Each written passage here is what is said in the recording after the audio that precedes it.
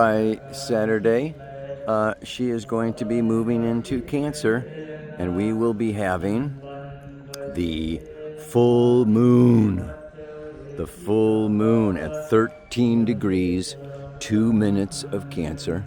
I will be reading to you the Sabian symbol for that degree. And then by Sunday, she moves into Leo. The other aspects that are happening now is Mercury is moving along in conjunct the planet Uranus today, squaring Neptune tomorrow. And the main thing that I really want to be talking to you about today is Capricorn.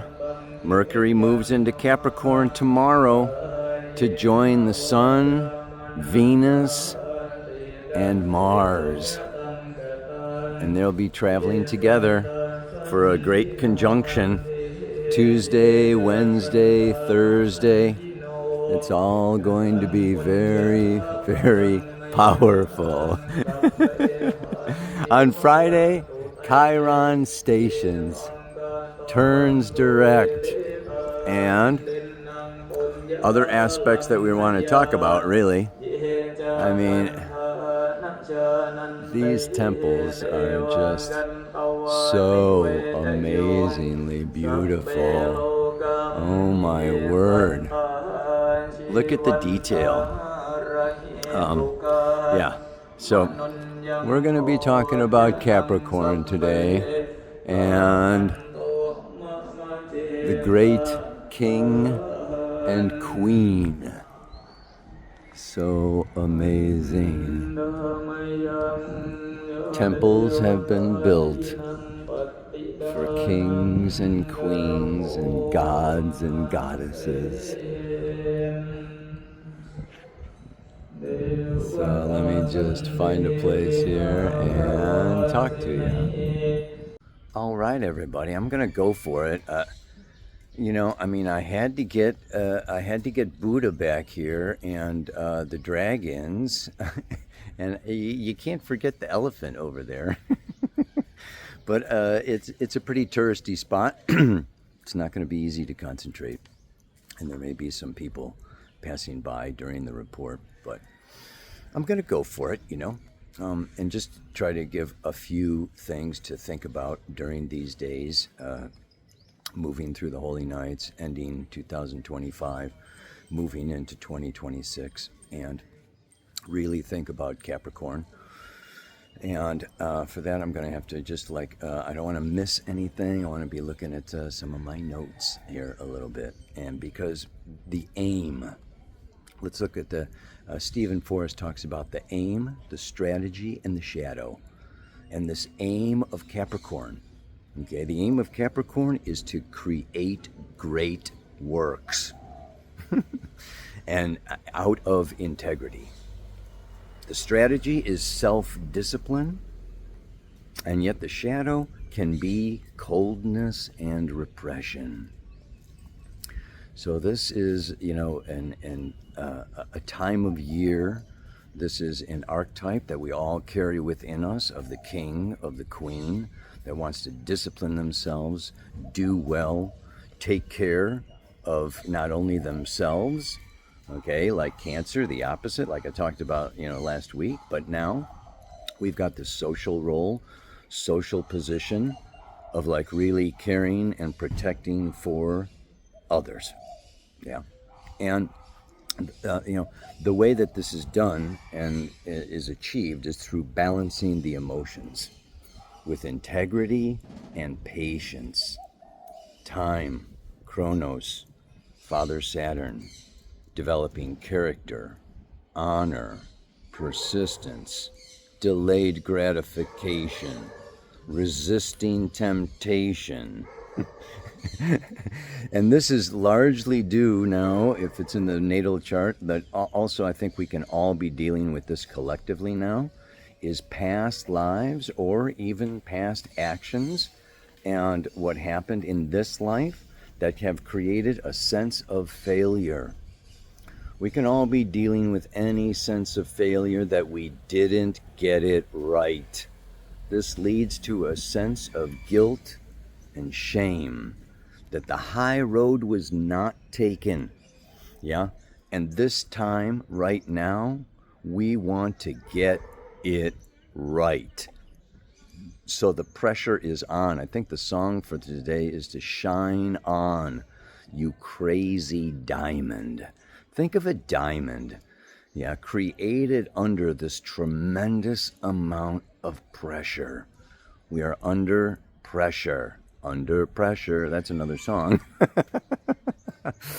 But yeah, so there is this, overwhelming, and particularly with, the ruler of Capricorn is Saturn. And Saturn's going through the final degrees of Pisces, along with Neptune going through those final degrees of Pisces, where things are ending, leaving, it's time to let go, things are falling apart, things are dissolving right before our very eyes. But the other point that I want to bring out is that, of course, I talk to a lot of people, and I know that a lot of people their lives are falling apart. It's, this is like serious dissolving of the past, and, this sense of failure can like really come in, time here now to affect a lot of our decisions. But what I want to point out is Neptune is the collective unconscious. If you have a powerful Neptune, 12th house, planets in Pisces, okay, you have to really be careful of getting sucked into the collective unconscious. So there's many things that are getting lost and getting, just like pulled away down a waterfall, down a vortex, okay? And we can take things personally. I think of the 4 agreements. Don't take anything personally. This is just a school of planet Earth that we are in, and we just want to learn our lessons and graduate. Yeah, and not just like, throw the baby out with the bathwater, okay? Throw our future out with the past. So this is like a time for great clarity. This takes a lot of self-control, a lot of self-discipline. At the same time, we don't want to ignore our feelings. We don't want to ignore we need to go through these processes of grief. And just understand that even on a worldwide basis, okay, I just read about maybe the banks are going to be falling apart because, the price of silver has skyrocketed and they're not ready for it and there's not enough silver. How about that silver temple? I had to get the silver temple in there today with the gauze of silver going to the ceiling, right? So there's instability, there's lots of fears going on. We can absorb these psychically and take them, into our own reality. And the thing is to just like really, this is Capricorn is this objective, mature, the old wise man, the old crone, okay, that just like really sees like these temples. So many things come and go. Cultures come and go, civilizations come and go, leaders and powers that be come and go, and there are permanent truths that remain. And this obviously brings me to the Sabian symbol. The Sabian symbol for this full moon, which is illumination. Moon moving through Cancer. Okay, feeling very deeply and intensely, and yet pulled.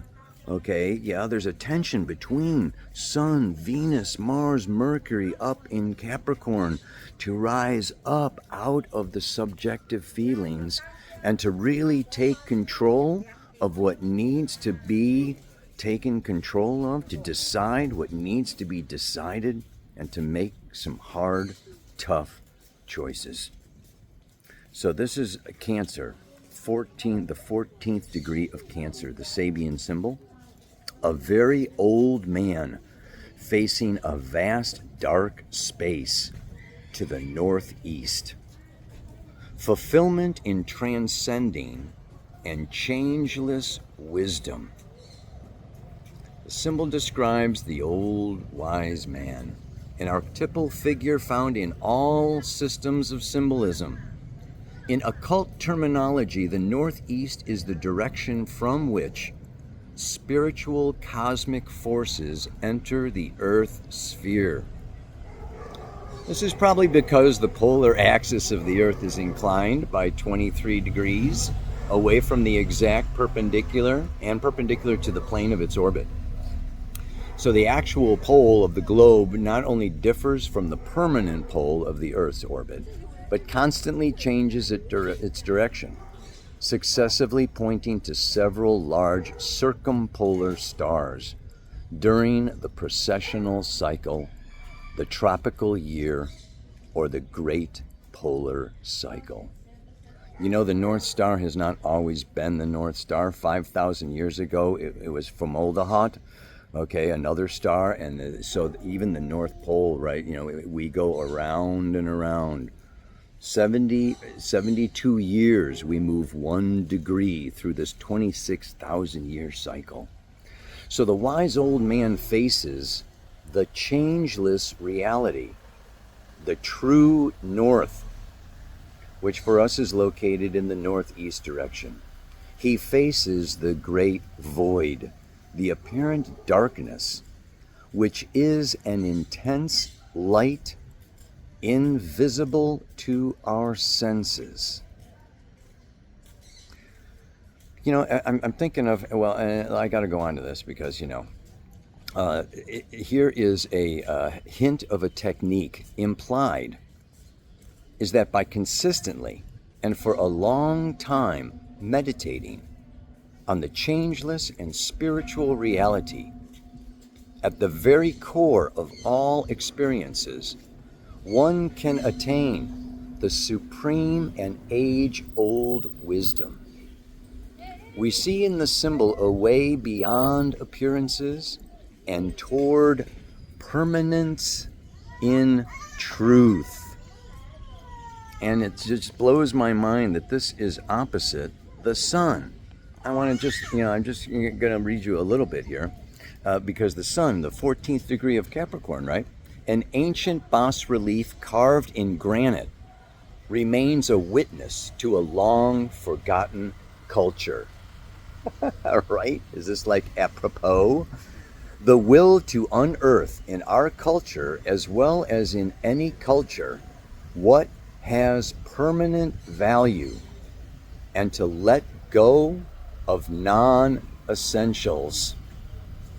So we're looking here at a changeless, timeless, permanent truth.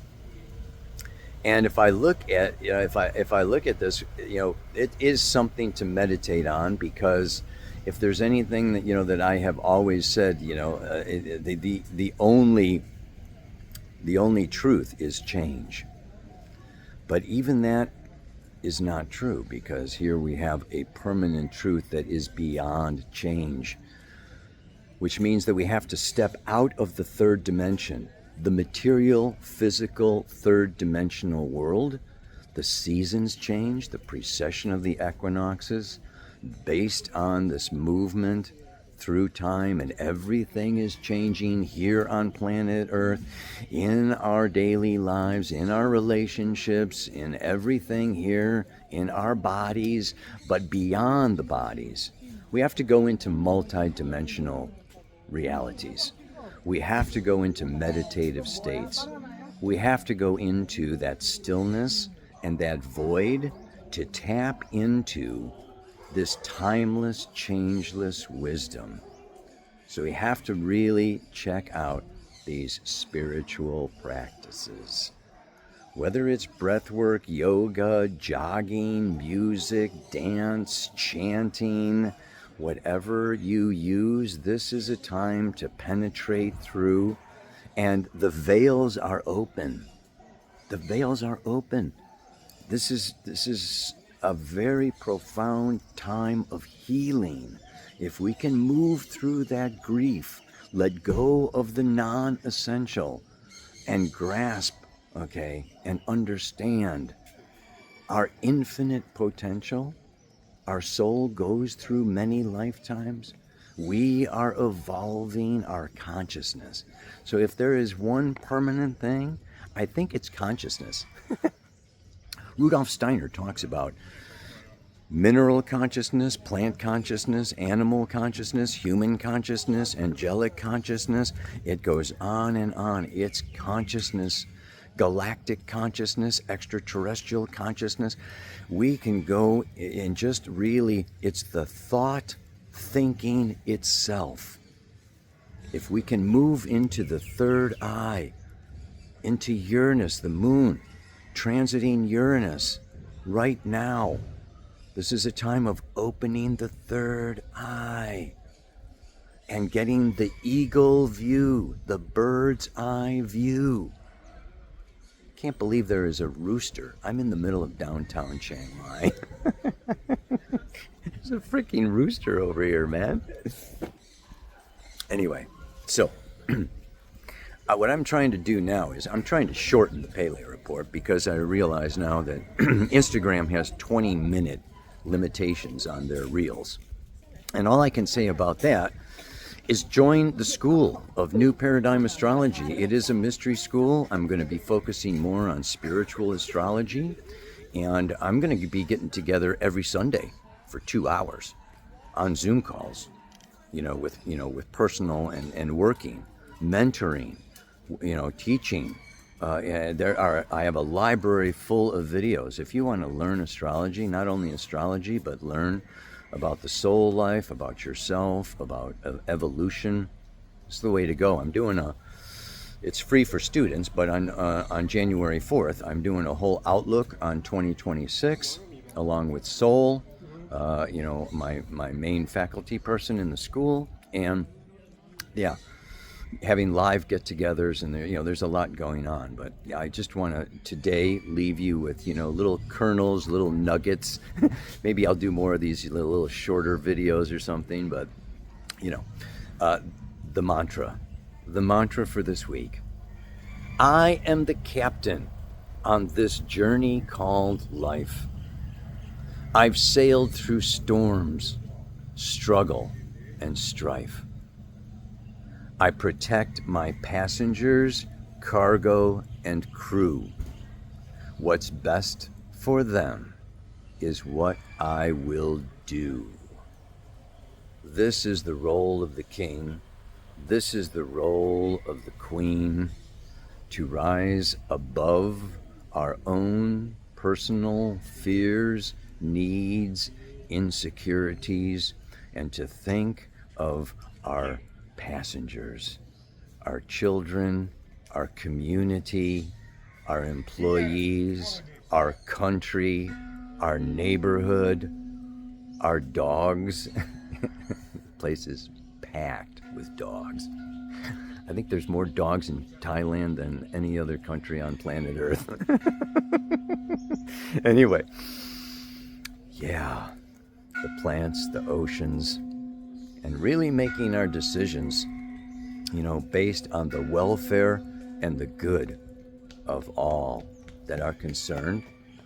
So during these times of, New Year's resolutions, or, times of, ending what is old and letting go of what is not essential, what is not supporting our purpose, what is not supporting our work in the world, what we really came in here, to develop and to, uncover and to make conscious.